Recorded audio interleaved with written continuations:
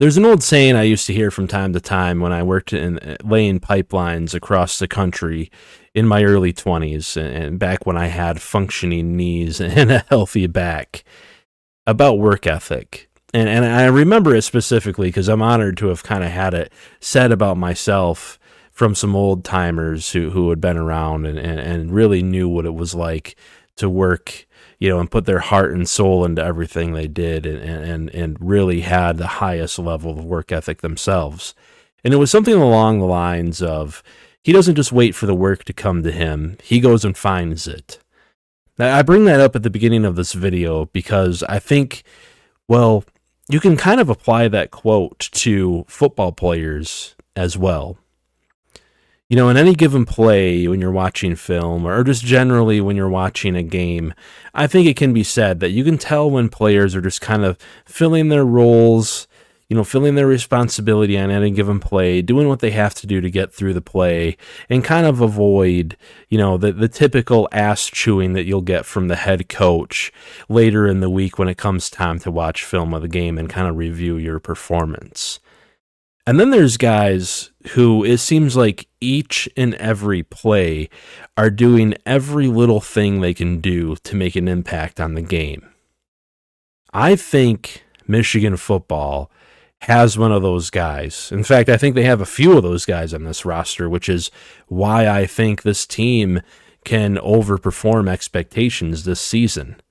But one guy in particular is the one I wanted to talk about in this video. In case you haven't noticed, it's Snowden, the former second-team All-Big 12 player, senior transfer from Utah, played the last couple of seasons of his college career over there, and follows Kyle Wittingham to Michigan. And by all reports so far in fall camp, has been a standout potential breakout player, if you can even say that about a former all-conference player, at least second-team all-conference player. He seems to possess all of the qualities you would want of a high-end player in a major conference. And that's what I really wanted to talk about in this video, because Michigan's defense indeed does seem to have kind of a secret weapon. And I say secret weapon because Snowden, at least for me, kind of flew under my radar. And I kind of have to apologize to you guys for that. If there are other people out there who have already mentioned him, other channels, other shows, coaches so far in fall camp I know have mentioned him. And I just haven't gotten around to it because I saw he and Chris Bracey had transferred to this team at some point in the offseason, and I thought, they'd probably be pretty good players. I'll look them up. I'll get around to watching film on them. I'll check them out. We'll see. I want to talk about John Henry Daly, the other transfer. I want to talk about Rod Moore coming back. Let's talk about Lugard Etapaye and Nate Marshall and, Eno Etta and some of these guys that are returning that could be breakout players themselves. Jair Hill also comes to mind, Shamari Earls, et cetera, et cetera. Snowden kind of went under the radar for yours truly, and I truly have to apologize for that because having heard some people, the MGO blog guys happened to mention him when they were on 24/7 Sports the other day for the MGO blog roundtable. We've heard coaches talk about him. We've heard other people talk about him now, so I finally got around to watching the film. And I have to say, I see it too. Some people have even dared kind of compare him to Mikey Sainristil, which I think is it's getting out over our skis a little bit. And I also think that player comparisons, sometimes I don't really like to delve into them because each player has their own unique individual traits and kind of leaves their own unique individual mark on the football field generally.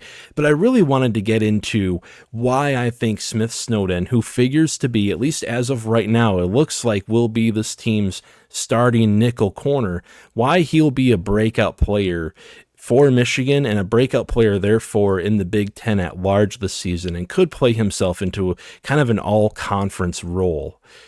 As we all know, and as I've talked about in previous videos, there's major opportunity for Snowden on the table this season.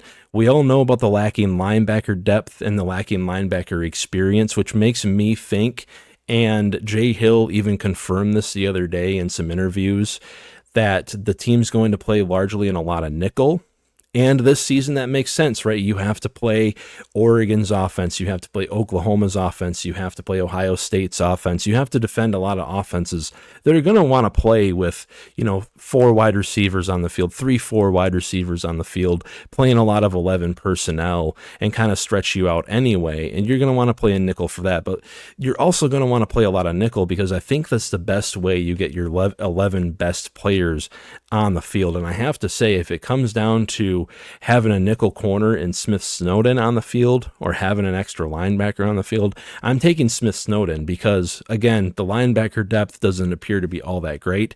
But Snowden, like a typical Kyle Wittingham player, was incredibly physical for Utah these past couple of seasons. Flying into gaps, by the way, we were playing really well in run fits, flying downfield, tackling behind the line of scrimmage. He kind of filled the role that you'd want a lot of linebackers to play anyway. And if you've paid attention to football broadly these last few seasons, whether it be Mike Macdonald's defense in the NFL or a lot of the college defenses, a lot of stuff that Matt Patricia at Ohio State has done, a lot of stuff that Jim Knowles did before him at Ohio State, a lot of stuff that Jesse Minter and Mike Macdonald did at Michigan, a lot of the better defensive coordinators around the country have done, is that they found that kind of flex nickel player who can play the run really well and also defend the pass, play zone coverage, man up on a running back coming out of the backfield running a Texas route or things like that, or play as, the hook defender in a given zone coverage and cover 3 and things like that. Again, with the lacking linebacker depth, and with the necessity of having to play kind of nickel defense because you're going to be facing a lot of modern offenses, there's a lot of opportunity for Smith Snowden to stand out.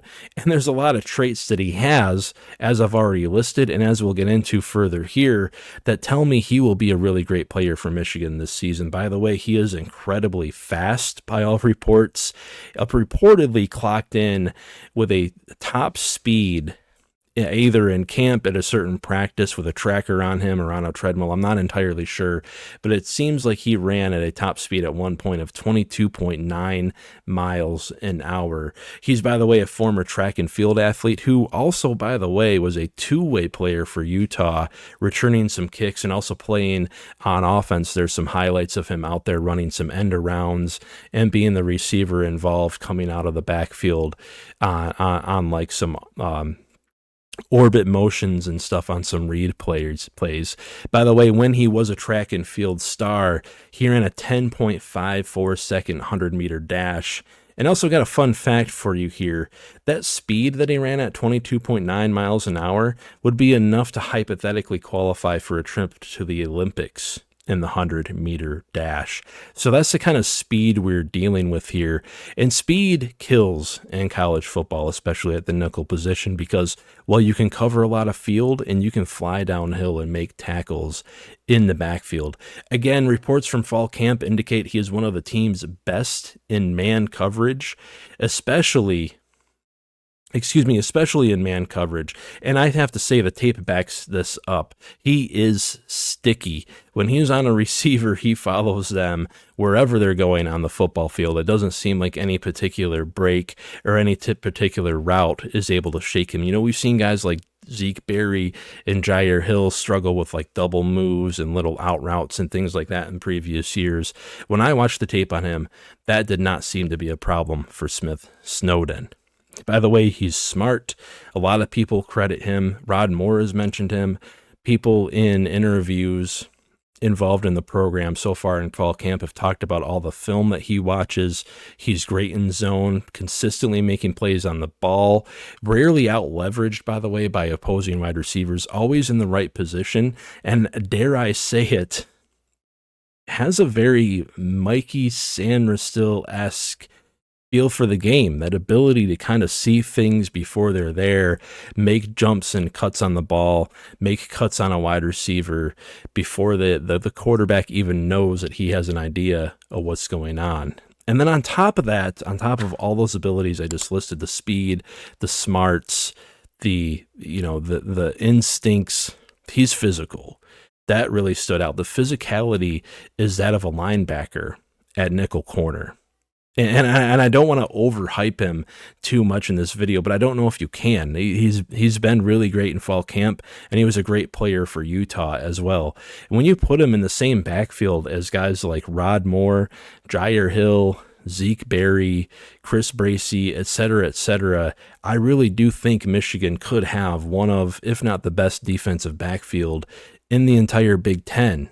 That's how high the ceiling could be if Smith Snowden plays up to his potential this season. And so far, having watched the film and kind of analyzed his game and gather reports that we've heard from fall camp, I don't see any reason why he couldn't hit his ceiling for Michigan football in 2026.